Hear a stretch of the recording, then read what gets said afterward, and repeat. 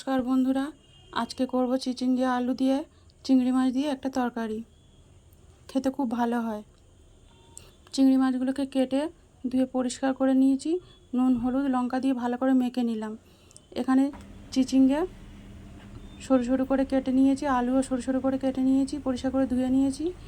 এবার চিংড়ি মাছগুলোকে ভালো করে ভেজে নেব।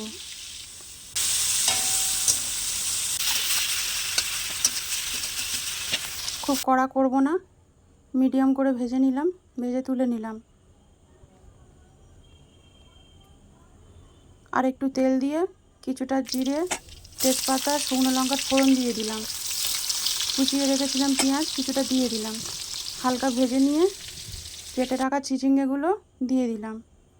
বেশ কিছুক্ষণ ভেজে নেব ঢাকা দিয়ে দিয়ে।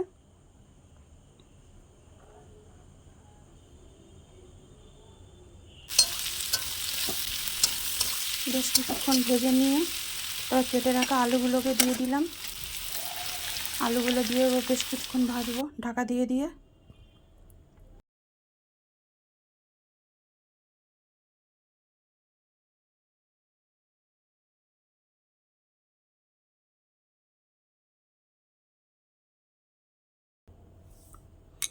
পরিমাণ মতো হলুদ, স্বাদ মতো লঙ্কার গুঁড়ো, স্বাদ মতো নুন দিয়ে ভালো করে কষিয়ে নেব, মানে আরও ভালো করে ভেজে নেব।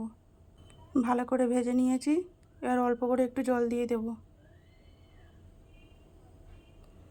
জল দিয়ে 5 মিনিটের জন্য ঢাকা দিয়ে দিলাম।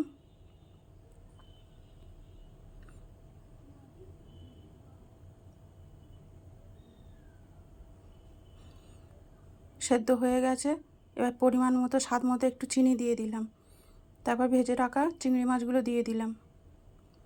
বেশ কিছুক্ষণ নাড়াচাড়া করে লাবিয়ে নেব।